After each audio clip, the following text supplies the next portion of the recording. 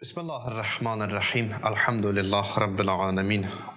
Esselatu vesselamu ala eşrefil enbiya vel mursalin seyyidina ve nebiyyina ve mevlana Ebel Kasimi Mustafa Muhammed sallallahu aleyhi ve alihi ve sellem ve alihi teyyibin tahirin ve la'netullah ala a'daihim ecma'in minel an ila kıyami yevmiddin. Euzu billahi samil alim mineşşeytanirracim. Rabbi şrah li sadri ve yessir li emri. Vahlul uqdatan min lisani yefqahu qawli. Allah Teala bu cümə günü bizlərə mübarək qərar versin. Allah bu cümə günündə qılınan cümə namazlarını, edilən duaları, ibadətləri qəbul eləsin. Allah bu cümə günün hörmətinə İmam Zaman əleyhissalamın zuhrunu təcil eləsin. O anın qəlbin bizdən razı və xoşnud eləsin. Mübarək Ramazan ayı daxil oldu və Allah bu ayda tuttuğumuz orucları da qəbul etsin inşallah. Allah bu ayın hörmətinə bizləri kamil insanlardan qərar versin. Ruhumuzun təkamülünə şərait yaratsın. Bu ayın hörmətinə ruhumuz təkamül etsin inşallah. Allaha and verirəm izzət və cəlalına. Bu ayda bizi özünə əsl bəndələrdən qərar versin. Mən qısa danışmaq istəyirəm, çox uzatmaq fikrim yoxdur. Ramazan ayıdır, hamı oruç tutur və ona görə də elə qısa danışmaq fikrindəyəm və çalışacağam ki, Ramazan ayı boyunca deməli, cümə xütbəni qısa edim və hər gündə zaten qısa şəkildə mübarək Ramazan haqqında bizim video çəkilişlərimizdə paylaşılır və ona görə də düşünürəm ki, çox yüklənməyək. Hucurat surəsində qalmışdıq.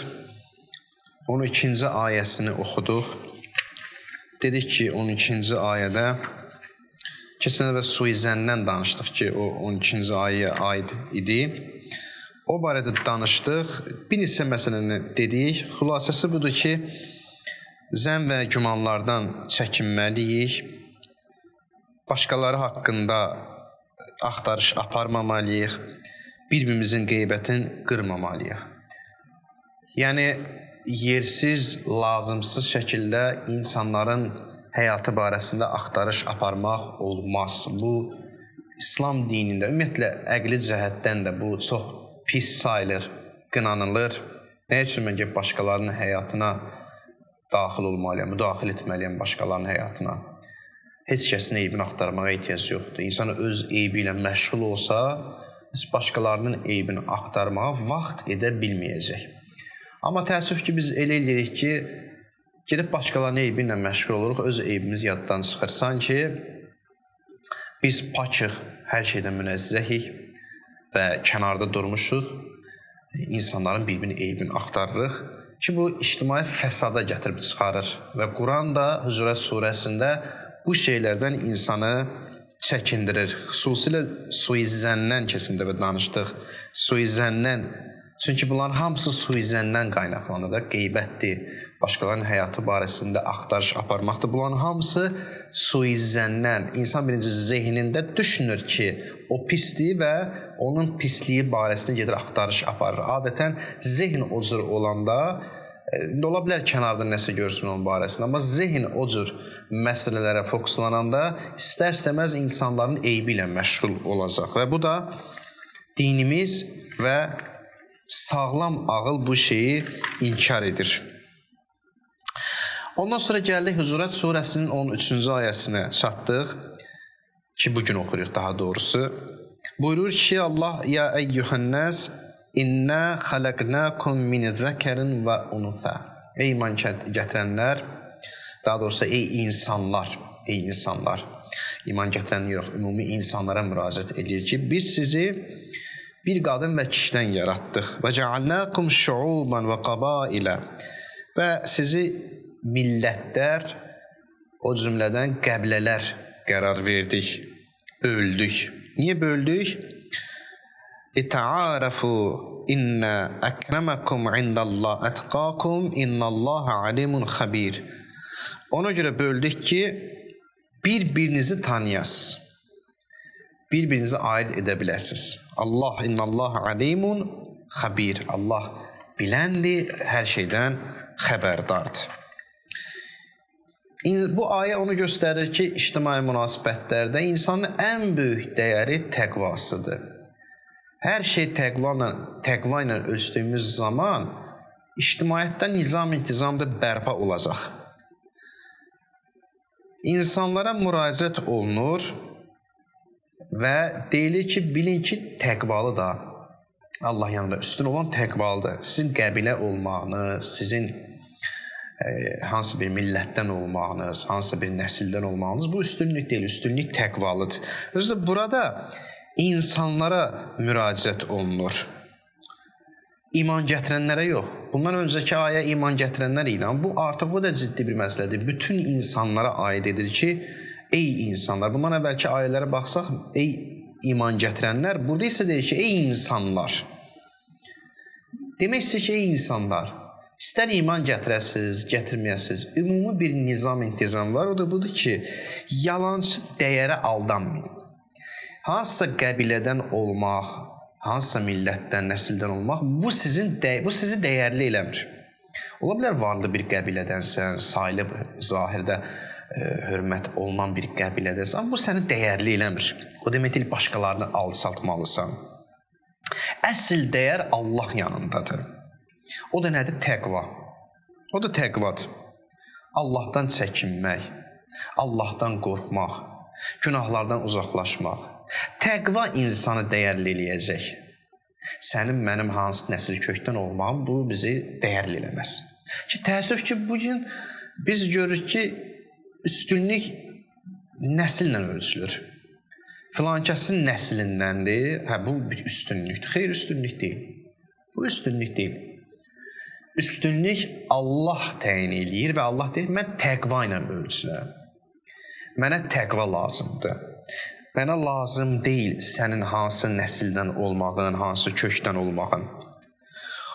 Ey insanlar, biz sizi bir kişi və qadından yaratdıq, sonra bir-birinizi tanıyasınız deyə sizi millətlərə və qəbilələrə ayırdıq. Həzrət Adəm və Həzrət Həvvadan yaratdıq sizi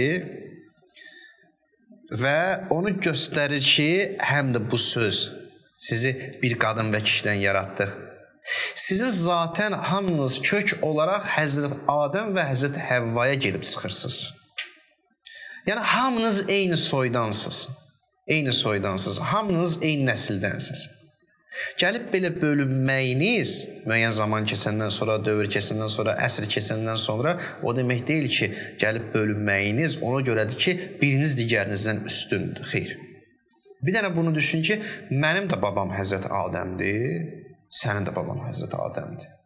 Sən də ondan gəlmirsən, mən də ondan gəlmişəm. Heç bir fərqimiz yoxdur aramızda. Biz eyni kökə qaydırıq. Bəli, hər bir nəslin, hər bir kökün özünə məxsus xüsusiyyətlər var. Bu öz yerində inkar olunmazdır. Amma bu üstünlük deyil. Bəs bu nədir? Allah belə qərar verir ki, insanları bir-birindən fərqləndirir ki, ictimai həyatda nizam, intizam qorunsun. Bu fərqlər olmasa insanlar arasında, insanlar bir-birini tanıya bilməz. Yəni, bilə bilmərik ki, bu hansı nəsildəndir, bu kimin nəslindəndir. Müəyyən bir xüsusiyyətlər, xasiyyətlər hansısa nəsilə aiddirsə, qəbiləyə aiddirsə, o tanınması üçündür. Yoxsa onun üstünlüyünə görə deyil. Sən, mən ayrı xüsusiyyətdəyik, xasiyyətimiz ayrıdır. Ona görə ki, bir-birimizi tanıyaq. İnsanlar eyni xasiyyətdə olsa, bir-birimizi tərif eləyəndə başa düşməyəcəyik. Bir-birimizi tanıya bilməyəcəyik. Bu nizam, intizamı, xaos yaranmasın deyə gəlib qəbilələrə bölünürlər. O dövrdə qəbili idi, bu dövrdə hansısa bir salib seçilən nəsil kök. Məsələn. Əgər insanlar tanınmasa nizam, intizam olmaz. Nizam, intizam hakim ola bilməz. Hamı bir-birinə oxşasa, cəmiyyətdə hərc-mərclik olar. Aləm dəyər bir-birinə. Ona görə də bu fərqlənmək tanınmağımız üçündür. Bu fərqlənmək üstünlük deyil. Ona görə Allah deyir ki, ey insanlar, Sizi biz və cealnakum şuuban və qabailə, biz sizi qəbilələrə və biz sizi millətlərə böldük. Niyə? Nə üçün? Səbəbini gətirir. Üstündür? Yox, üstünlüyə görə yox. Lita'arafu, bir-birinizi tanıyasınız deyə. Xaos düşməsin deyə. Sonra deyir, elə bilmə ki, bu üstünlük, bu fərqlilik üstünlüyə görədir. Xeyr, innə əkrəməkum indəllah ətqakum. Sizin ən üstün olanınız Allah yanında təqvalı olandır. Hansısa nəsil kökdən olmaq yox. O dövrdə, Peyğəmbərin dövründə qəbilələr, hansısa bir qəbilə fəxr eləyirdi özlərinə, iftixar idi ki, bu, məsələn, bu qəbilədəndir. Və başqalarını yuxarıdan aşağı baxırdılar. Belə bir şeylər yaranmışdı oralarda. Və Allah da bu ayədə deyir ki, yəni, biraz xodunuzu alın. Nə olub? Məsələn, sən filan qəbilədənsən, filan qəbiləyə pis baxırsan, filan kəsə pis baxırsan. Sənin o qəbilədən olmağın seçilməyinə görədir, nizam-intizamın qorunmasına görədir. Buna görə deyil ki, sən ondan üstünsən. Bu ayədə şuub sözü istifadə olunub. Şuub, şəb sözünün cəmidir. Şəb nə deməkdir? Burada bir neçə təfsir var. Bəzi alimlər deyirlər ki, şuub şəbin cəmidir. Şəb yəni nə? Böyük insan kütləsi deməkdir. Şuub yəni böyük insan kütlələri. Qəbail isə qəbilənin cəmidir. Qəbilə isə elə qəbilə mənasındadır. Yəni şuubla qəbailin fərqi bundan ibarət ki, şuubda böyük deməli insan kütləsi nəzərdə tutulur. Qəbilə də hansısa bir qəbilədə, hansısa bir şəxslərin məsələn bir belə deyim də bir-birinə yaxın olan insanlar, yəni insan kütləsi az olan. Bu bir təfsirdir. Başqa təfsirlərdə deyirlər ki, şuubun əhatə dairəsi qəbilədən genişdir. Bəli. Daha doğrusu elə bu həmin təfsirdir, üzr istəyirəm. Deməli, bir təfsir budur ki, şuub əhatə dairəsi baxımından geniş sayılır, böyük insan kütləsidir, amma qəbilə isə böyük insan kütləsi deyil. Bu birinci təfsirdir. Başqa təfsir də budur ki, şuub adətən əcəm tayfalarına deyirdilər. Qəbail, qəbilələr isə ərəb tayfalarına aid olurdu. O dövrdə şuub deyəndə yəni əcəm tayfalarına, ərəb olmayan, amma qəbilə deyiləndə ərəb olan tayfalar nəzərdə tutulurdu. Bu ikinci təfsirdir. Üçüncü təfsir də belədir ki, şuub insanın coğrafi mənsubiyyətini bildirir. Coğrafi mənsubiyyətini bildirir. Şuub yəni nə? Bir insanın coğrafi mənsubiyyəti. Vəssalam. Bəs qəbail, qəbilə isə onun irqi və qan mənsubiyyətini ifadə edir. Belə başqa alimlər də bu cür fərqləndirirlər. Deməli, birinci təfsir əsasən deyirlər ki, şuubla qəbilənin, qəbailin fərqi bundan ibarət ki, şuub geniş insan kütləsi nəzərdə tutulur, amma qəbail, qəbilələr bu cür deyil. İkinci təfsir budur ki, şuub əcəm tayfalarına deyirdilər, qəbail, yəni qəbilələr isə ərəb tayfalarına. Digər üçüncü təfsirdə budur ki, şuub insanın coğrafi mənsubiyyətini bildirir, amma qəbail, yəni qəbilələr isə insanın irqi və qan mənsubiyyətini ifadə edir. Yəni, üçüncü təfsirində fərqliyi bundadır. Üçüncü təfsirdə şuubla qəbaili bundan fərqləndirirlər. Amma birinci təfsir hamısından daha münasibdir. Bəli, şuub deyəndə elə geniş insan kütləsi nəzərdə tutulur. Qəbail, qəbilələr isə dedikdə onun əksi nəzərdə tutulur. Və Quran da deyir ki, Allah gəldi sizi bir geniş insan kütləsinə böldü.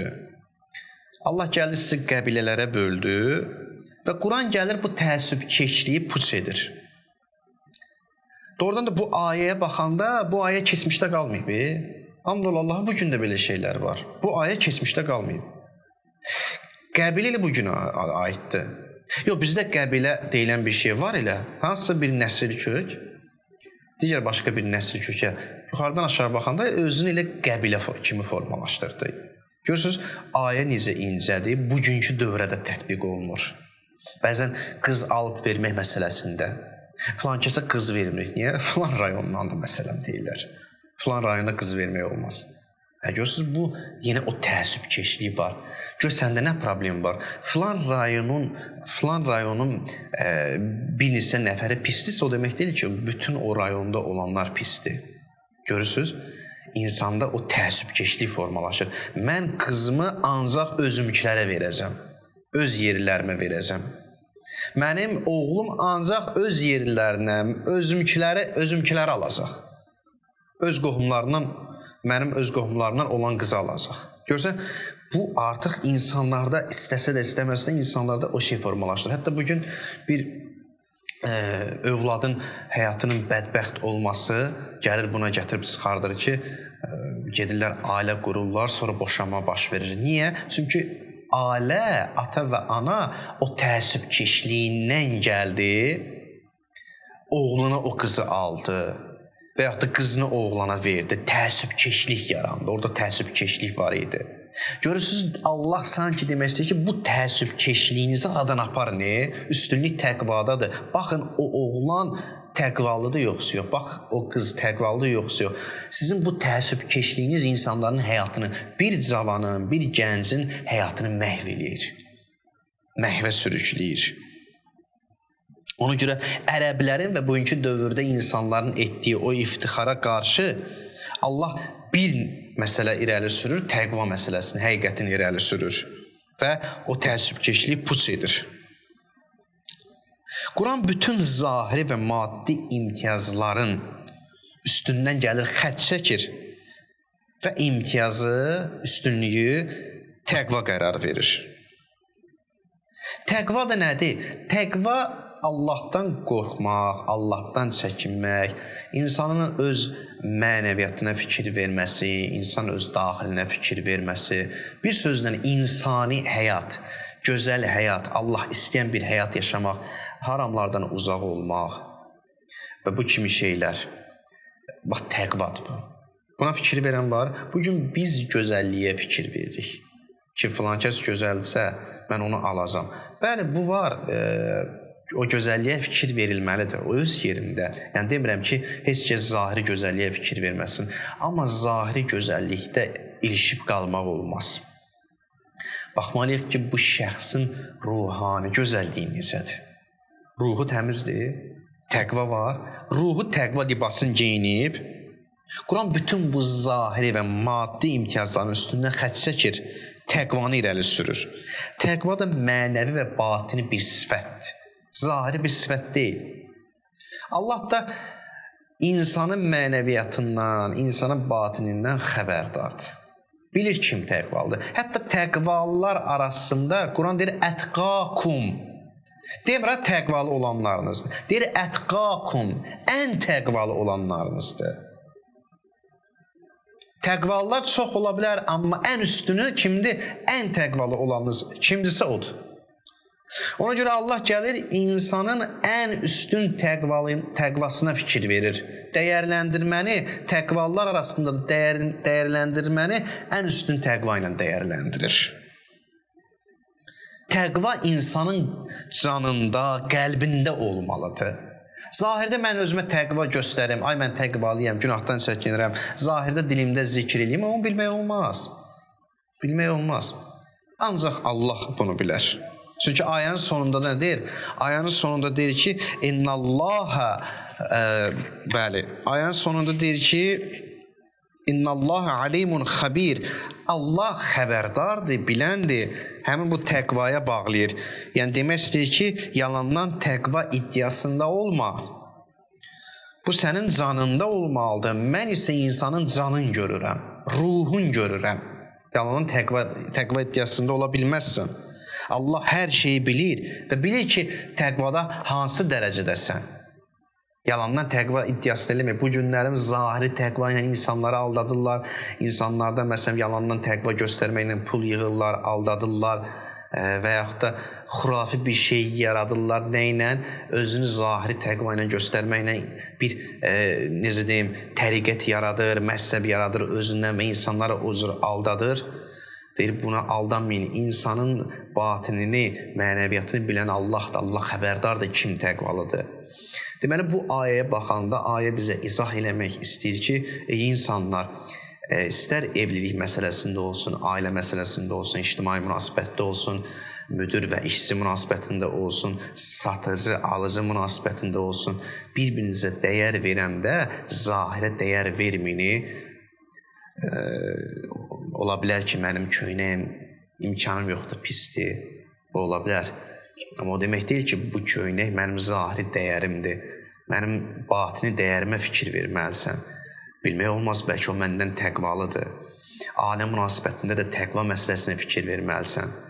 Biz öz övladlarımızın, təbii ki, mənim də yaşım azdır, amma belə deyim də, indi mən də dindən faydalanaraq deyirəm bunu, biz öz gələcəkdə övladlarımıza, ailə həyatına şərait yaradanda düzdür fikir verməliyik, hər şey diqqət etməliyik, amma çalışmalıyıq ki, kiminsə zahiri görünüşünə görə qiymət verməyək.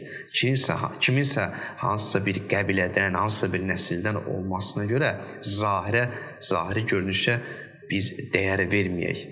İnsanlar bu zaman xoşbəxt olacaq ki, onlar həyatlarında təqva deyilən anlayışı tətbiq edəcəklər. Onda bax, cəmiyyət nizamlı, intizamlı olacaq. Onda cəmiyyət xoşbəxt olacaq. Onda cəmiyyət bir-birinə qarşı mehriban və mərhəmətli olacaq. Allah bu mübarək Ramazan ayının hörmətinə bizləri təqvalı insanlardan qərar versin və təqvaya əməl edənlərdən qərar versin. Bir-birimizə rəftarda təqva ilə rəftar, təqva ilə dəyərləndirməyi kömək eləsin inşallah. Allahümmə inna nəs'aluka və nəd'uka bismikəl azim, əl-azam, əl-azzil, əcəllil əkrəm və bi Muhammedin və alihi tahirin. Ya Allah, ya Allah, ya Allah, ya Allah, ya Allah, ya Allah, ya Allah, ya Allah, ya Allah. İlahi, əllərimizi naümid qaytarma. Amin deyən dillərimizi lal öldürmə. Bağışlamamış bizləri qəbir evinə göndərmə. Qəbrimizin ilk gecəsində Mövla Həzrət Əli əleyhissalamı başımızın üzərində hazır elə. İlahi, bu mübarək Ramazan ayını bizlərə bərəkətli qərar ver. Bu mübarək Ramazanın hörmətinə günahlarımızın üzərindən qələmi əfv çək. İlahi, bu mübarək Ramazanın hörmətinə bizlərə öz gözəllikləri, bizlərə öz mənəvi nemətləri yetir. Bu mübarək Ramazan hörmətinə bizləri Peyğəmbər və Əhl-i Beytindən ayrı salma. İlahi, bizləri həqiqi oruç tutanlardan qərar ver. Azərbaycan xalqını, bütün müsəlmanları bu mübarək Ramazanın hörmətinə onların günahlarını bağışla, onları uca elə və bütün müsəlmanlara bu ayı mübarək qərar ver. İlahi, şəhidlərimizi Kərbəla şəhidlərindən məşhur elə, qazilərimizə tezliklə şəfa ver. Bu cümənin hörmətinə İmam Zaman əleyhissalamın zuhrundan tez elə, ağanın qəlbin bizdən razı və xoşnud elə, bizi bir-birimizə daha da mehriban elə. Bu cümə gününün hörmətinə ruhumuzun, cismimizin şəfasını ver və bizə ömür nəsib elə ki, Qədr gecəsinə qədər, bu Ramazan ayının sonuna qədər biz bu həyatda olaq, yaşayaq, ömür vəfa eləsin ki, orucumuzu kamil şəkildə tutaq inşallah. Haqqı Muhammedin və alih və bi haqqı surətil mübarəkətil fatihəti ma'as salavat. Allahümme salli ala Muhammedin və ali Muhammed və accil fərəcəhu.